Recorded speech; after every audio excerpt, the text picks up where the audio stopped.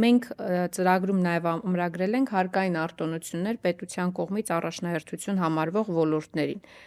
Այդ ոլորտները որոնք են մեզ համար, արդյոք այն նույն ոլորտների վրա կարող ենք ոլորտների հետ զուգահեռներ կարող ենք անցկացնել, թե հիմա ուրիշ է 20 տարի անց աշխարհը, որ ոլորտներն են։ Արտոնությունների մասին, քանի որ ակնարկ եղավ, հիմա արտոնությունները տալիս են կոնկրետ գործարարներին, ազատում են հարկային մուծումներից, օրինակ մաքսային մուծումներից։ Սա ամենից վատ հարկային արտոնության ձևն է, որը հսկայական կոռուպցիոն բան ունենք իր մեջ։ Դու ինչ որ մեկին տալիս ես, նույն ոլորտում աշխատող մեկ ուրիշ ընկերությանը չես տալիս։ Այդպիսի բան երբեք մենք չենք արել։ Իմ ժամանակ մենք այդպիսի լուծումներ չենք տվել։ Եթե տալիս ես հարկային արտոնություն, պետք է ամբողջ ոլորտին տաս հարկային արտոնություն։ Եվ արդեն բանը չինովնիկը չի որոշում սրան տալ, սրան չտալ։ Իդեպ բոլորը գրեթե ովքեր այդ արտոնությունները ստացել են, հետո գումարներ են փոխանցել իմ քալի հիմնադրամին։ Կամ քաղաքացիական պայմանագիր կուսակցությանը։ Սա ուղղակի կոռուպցիոն դրսևորում է։ Դու հարկային արտոնություն ես տալիս փաստացի կաշառքի դիմաց։ Այն ժամանակ հարկային արտոնությունը վերաբերում էր ոլորտին։ Սա նշանակում է, որ ոչ մեկը չի որոշում քեզ կամ մյուսին, ամբողջ ոլորտը։ Կոռուպցիոն ռիսկերը այստեղ ուղղակի 0 են հասնում։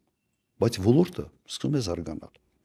Որտեղ նման կարգի արտոնությունները իրենք անհավասար պայմաններ են ստեղծում տվյալ ոլորտի ներսում, իսկ սա ուղղակի մրցակցությունը քայքայող գործիք է։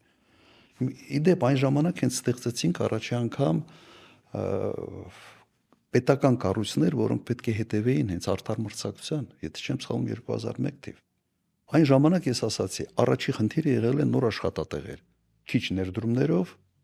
մաքսիմալ քանակի աշխատատեղեր։ Լավագույնը հենց ադամանդի մշակումներ, ոսկերչություն, գորգագործություն։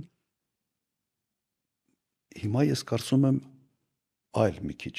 մոտեցում պետք է լինի, որովհետև մենք այն ժամանակ իդեպ նաև sense ինդուստրիալ պոտենցիալն ենք փորձում վերականգնել։ Արմենալի օրինակ մեծ ներդրում էր, նույնիսկ այն ժամանակ աշխատացրեցինք լամպի գործարանը, լամպերի գործարանը։ Հետո չկարողացան շարունակել, բայց աշխատացրինք։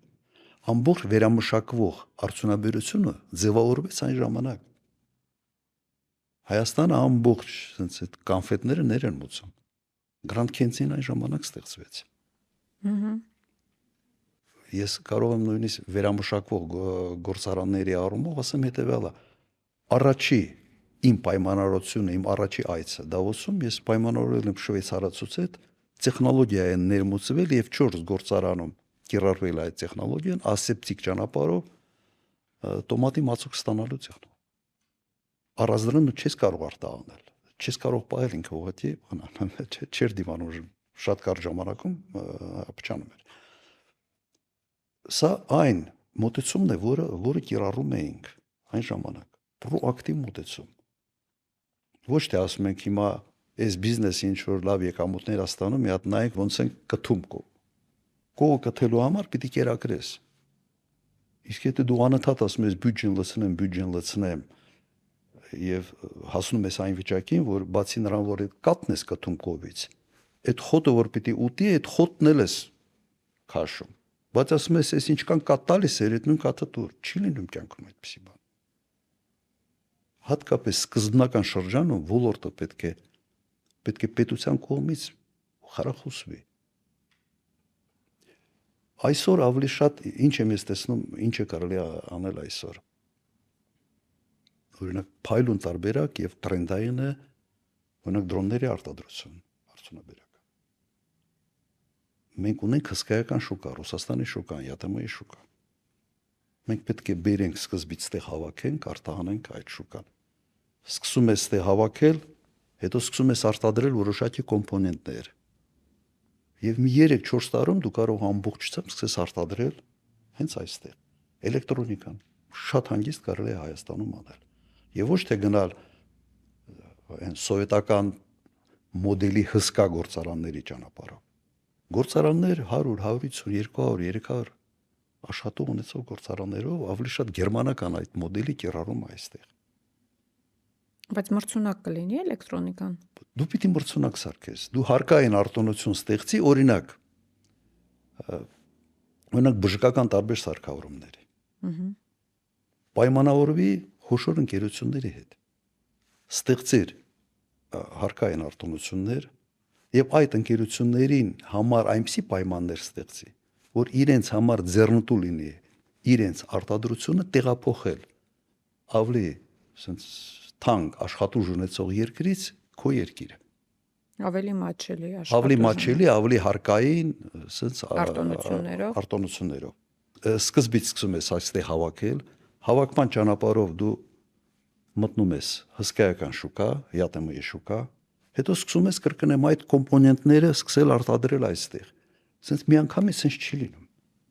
Նույնիսկ եթե մենք վերադառնանք այդ մի հատ հիշենք սովետական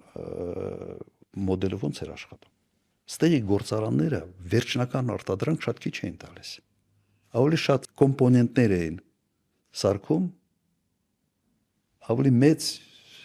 ինչ որ բաների համար, ավելի մեծ սարքավորումների համար։ Հիմա այդ հնարավորությունը կոոպերացիա դու ունես այսօր եւ հեշտությամբ կարելի է անել։ Ես ուղղակի կասկած չունեմ, հետևողական աշխատանք ճիշտ թիրախավորում ոլորտների